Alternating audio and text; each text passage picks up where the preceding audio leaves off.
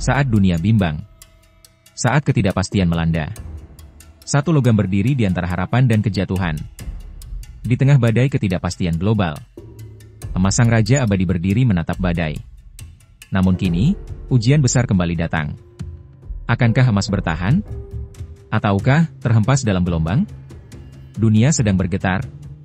Bukan karena gempa, tapi karena kilau emas yang perlahan memudar.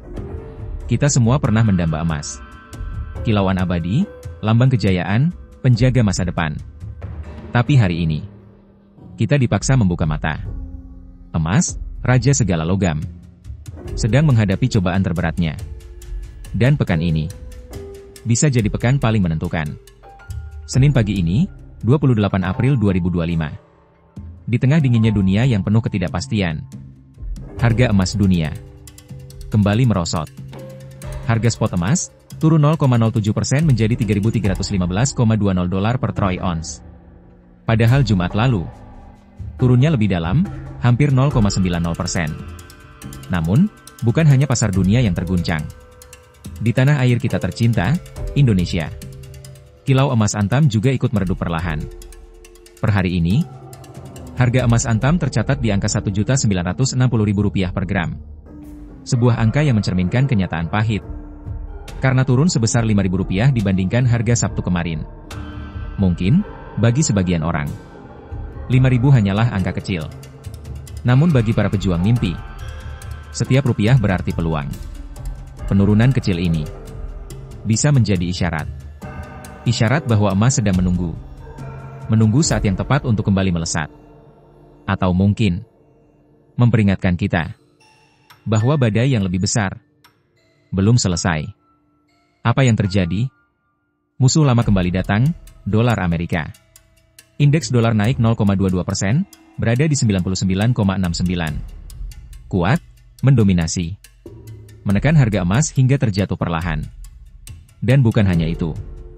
Perang dagang antara Amerika dan Cina, yang selama ini membuat pasar gelisah dan mendorong orang membeli emas, sekarang mulai mereda. Beijing mulai membebaskan beberapa barang Amerika dari tarif. Dialog damai perlahan terbuka. Kabar baik untuk dunia, tapi bencana untuk harga emas.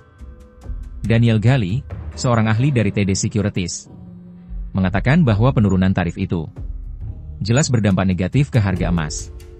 Namun, ia juga berkata, belum ada gelombang besar likuidasi. Pembeli emas sejati tetap setia. Ada harapan yang menggantung di udara, bahwa setiap penurunan ini adalah kesempatan, bahwa setiap luka adalah undangan untuk bangkit. Mereka membeli, diam-diam. Mereka menunggu, penuh keyakinan. Karena emas bukan sekadar angka di layar, tapi simbol dari ketahanan. Simbol dari harapan di tengah badai. Namun, pekan ini, badai yang lebih besar sedang menanti. Amerika akan merilis sederet data ekonomi penting. PC Price Index untuk bulan Maret, ukuran inflasi favorit Bank Sentral AS, The Fed. Jika naik ke 2,5%, mungkin suku bunga akan tetap tinggi lebih lama. Laporan JOLTS Job Openings dan Consumer Confidence. Seberapa kuat pasar tenaga kerja? Seberapa optimis rakyat Amerika terhadap masa depan? GDP kuartal 1 2025 diperkirakan hanya tumbuh 0,4%. Jauh melambat dibanding 2,4% kuartal sebelumnya. Non-farm payrolls diperkirakan hanya 130.000 pekerjaan baru. Lebih rendah dari biasanya. Ini semua bukan sekadar angka. Ini semua adalah detak jantung ekonomi global. Jika inflasi tinggi dan ekonomi tetap kokoh, The Fed mungkin bertahan dengan suku bunga tinggi. Dan itu, kabar buruk untuk emas. Namun, jika inflasi melandai dan ekonomi melemah, maka The Fed mungkin tak punya pilihan lain selain menurunkan suku bunga. Dan itulah saat emas akan kembali bersinar. Mungkin kalian bertanya, kenapa suku bunga mempengaruhi emas? Begini, emas tidak menghasilkan bunga. Ia hanya diam, abadi, tanpa imbal hasil. Saat suku bunga tinggi, orang lebih memilih memegang obligasi atau deposito. Karena ada bunga, ada keuntungan. Tapi saat suku bunga rendah, emas kembali menarik. Karena kelebihannya adalah satu. Ia abadi. Tak tergerus inflasi. tak dipengaruhi kebijakan manusia. Dan dolar Amerika? Dolar yang kuat membuat harga emas jadi mahal bagi pembeli asing.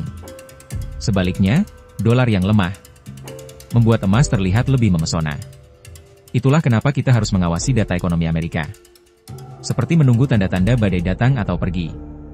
Dari Asia, Cina juga menjadi perhatian. PMI Manufaktur dan Caixin PMI akan dirilis. Data ini penting, karena Cina adalah salah satu pembeli emas terbesar dunia. Jika manufaktur Cina bertahan kuat, itu bisa memberi sedikit napas bagi pasar Asia. Namun jika sektor itu goyah, kekhawatiran terhadap resesi global bisa makin dalam. Dan biasanya, saat dunia takut, dunia kembali mencari perlindungan. Kembali ke emas.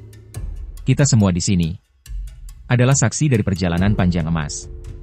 Dari masa kejayaan hingga cobaan hari ini. Pekan ini akan menjadi momen besar. Apakah emas kembali memuncaki tahta? Ataukah akan terseret lebih jauh? Tetap kuat, tetap waspada, dan tetap percaya bahwa badai paling besar seringkali membawa pelangi paling indah. Jika kamu punya emas di hati, tinggalkan komentar. Kami percaya, emas akan bersinar kembali. Sampai bertemu di puncak kejayaan emas. Kalau kamu masih percaya bahwa emas akan kembali bersinar, klik tombol like sekarang juga. Dan tulis di komentar, saya percaya emas adalah masa depan. Jangan lupa like, komen, dan subscribe channel ini. Karena di sini, kita akan terus membahas peluang besar dan momen-momen penting dunia investasi. Sampai jumpa di video selanjutnya. Tetap kuat, tetap waspada, dan tetap berburu kilauan emas.